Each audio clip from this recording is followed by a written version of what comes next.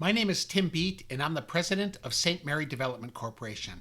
I'd like to share with you 5 trends I'm seeing with the aging population, with the added bonus of predicting how long you might live. Sound good? Let's get started. St. Mary Development Corporation is a faith-based nonprofit that combats negative social determinants of health for older people. Social determinants of health are the conditions in the environments where people are born, live, work, play, worship, and age that affect our health and quality of life. They include things such as the quality of your housing, transportation, access to healthcare, access to food, crime, and more. We combat negative social determinants of health in 2 primary ways. The first is by building affordable apartment communities for older people. Over the past 32 years, St. Mary has built more than 65 apartment communities, mostly in Southwest Ohio. We work with both for-profit and nonprofit partners in our real estate development work. The second way we combat negative social determinants of health is through service coordination. Our staff connects our residents to services they need to remain independent. All of our apartment communities are independent living, not assisted living, not nursing homes. Our average resident has an annual income of about $13,500 per year, half of which goes to rent. We connect residents to healthcare services, transportation, food programs, and any other service that helps them stay independent. And we work with more than 100 healthcare and service partners to make that happen. So let's look at the 5 trends that I see impacting our community. Trend number 1, we have an increasing population of older people in Ohio. While Ohio's overall population is pretty flat, people 65 and older will increase by 29% by 2030, and people 80 and older will increase by 24%. The number of older people with disabilities will double by 2040. There's a term, naturally occurring retirement community, or NORC. It means that a neighborhood has 25% or more of its residents who are 60 or older. By these maps, you can see that the entire state of Ohio will soon be a NORC. Montgomery County is already a NORC. By 2030, you'll see many counties break the 30% older people threshold. There are now more Americans who are 80 years or older than those 2 years and younger. Trend number 2, there are fewer people in the workforce today, and there will be even fewer in the future. Ohio is one of 25 states in 2020 where deaths surpassed births.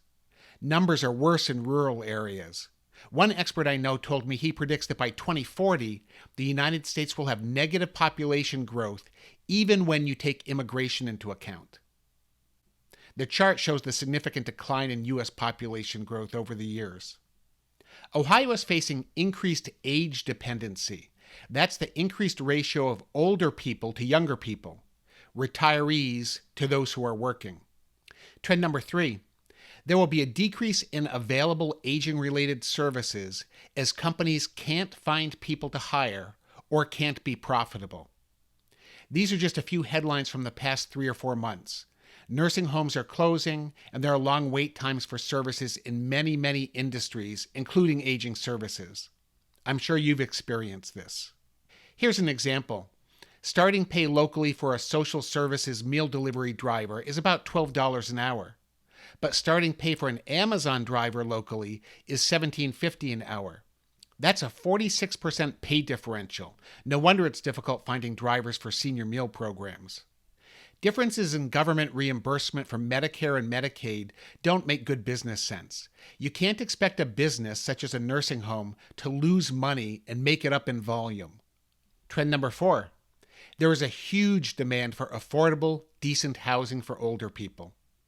A group of local housing nonprofits recently commissioned a housing needs assessment for Dayton and Montgomery County. You can find the entire study on St. Mary Development's website. Here are just a few of the key findings. There is significant pent-up demand for senior housing that is both accessible and affordable. Of the 14 affordable senior properties surveyed, there were no vacancies. St. Mary routinely has wait lists of a year or more for our apartments. And the largest future housing growth will come in the senior market, so demand is expected to increase even more than it is today. Trend number 5. There will be increased pressure on state and federal budgets. By 2030, the federal government will spend half its budget on people aged 65 and older. This is largely driven by Medicare and Social Security. A huge percentage of seniors have Social Security as their sole source of income. It's predicted that in Ohio, the aging population will cost $1.2 billion in lost tax revenue as fewer people are working. So here's a recap of the 5 trends. We have an increasing population of older people. There are fewer people in the workforce today, and there will be even fewer in the future. There will be a decrease in available aging-related services as companies can't find people to hire or can't be profitable. There is a huge demand for affordable, decent housing for older people. And there will be increased pressure on state and federal budgets. But this isn't about the future. This is already happening. There are already significant home health aid shortages and transportation driver shortages in the Dayton area. Transportation often just doesn't show up for our residents. They make an appointment to get to the doctor and they can't get there because their ride doesn't show up. Our residents need significantly more care than 5 years ago, but services are more difficult to find. And it's already more difficult to attract and retain good staff. You're likely seeing similar things in your own work. Let me give you an example of a resident. Let's say there's an 80-year-old resident who can't bathe himself or clean his apartment. He qualifies for a home health aid, but no home aid is available to help him. So he can't bathe himself and he can't clean his apartment. Eventually, the resident decides that he needs to move to a nursing home because there's no home health aid. But no Medicaid nursing home bed is available for the resident. This is fairly common. We've had residents have to wait up to 2 years for a nursing home bed. So what are the options? Well, the resident might be evicted if he's unable to take care of his apartment, in which case he would go to a homeless shelter who may refuse him because of his healthcare issues. Local homeless shelters are not healthcare facilities, and they don't have the capacity to take care of and serve people with significant healthcare needs.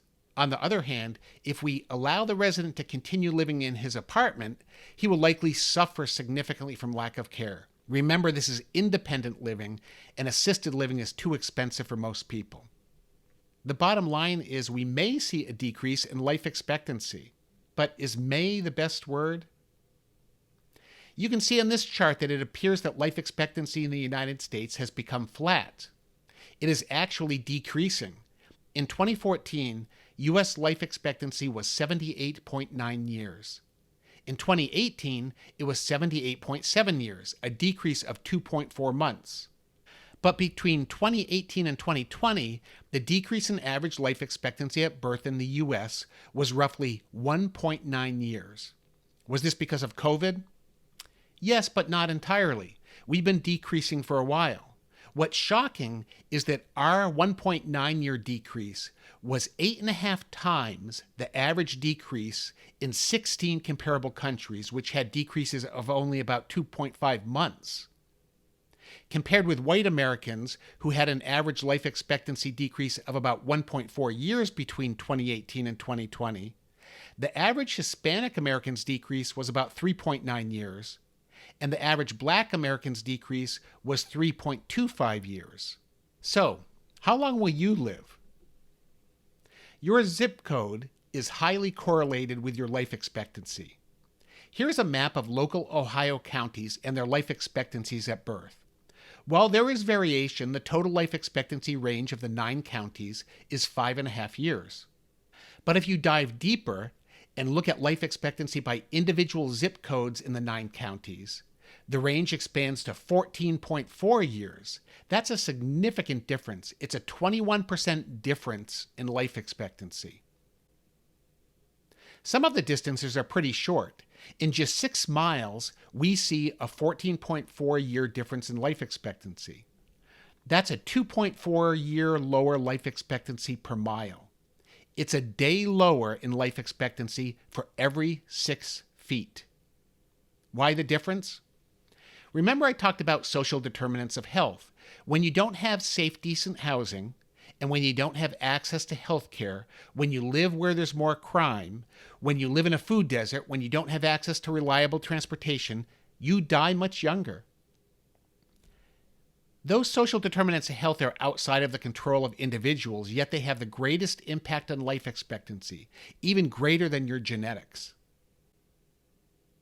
Let me put your life expectancy in perspective. At 85.3 years, Hong Kong has the highest life expectancy in the world. At 82.1 years, Oakwood and Kettering would rank 26th in the world if they were countries. Now, it's good to remember that each city has different zip codes, and different parts of a city may have different life expectancies. In these cases, I just took a sample zip code from each city. You can see that Oakwood and Kettering are close to Finland, Belgium, and Germany in terms of life expectancy. You can also see where Yellow Springs and other local cities fall in the country ranking of life expectancy. Troy and Huber Heights would rank 87th and 91st if they were countries. That's lower than Oakwood and Kettering, but still pretty good. They're closer to Saudi Arabia, Bulgaria, and Mexico. But at 67.7 years, West Dayton, where St. Mary's has a lot of affordable apartment communities, would rank 152nd if it was a country. That's below Ethiopia and Rwanda. This is one of the reasons St. Mary Development has focused many of its affordable apartment communities in West Dayton. The need to eliminate negative social determinants of health is critical there. This was a lot of data and a lot of information, and we went through it pretty quickly. The question I'm struggling with is, how will the 5 trends I shared affect life expectancy in our area?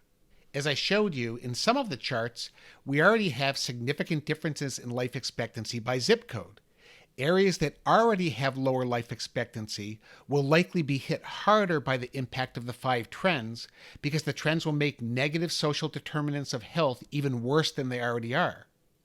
It's also why St. Mary works with so many strategic partners in the fields of real estate development, healthcare, social services, and technology. We cannot solve life expectancy issues and negative social determinant of health issues while working in silos. We're interested in your thoughts and ideas. What tools and solutions does your organization bring to the table? What tools and solutions do you bring to the table?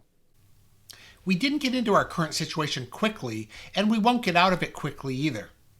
We need all types of expertise because our quality of life is not just one thing. Quality of life is all the things that encompass a whole life. So we need experts in real estate, in healthcare. We need government experts and experts in technology. We need experts in retail. It's only by coming together and getting out of our silos that we can address the issues that are facing our aging population. So get in touch with us and let's talk. You can connect to us by visiting our website at www.stmarydevelopment.org. Go to the bottom of the page and click on the Contact Us button. I look forward to hearing from you.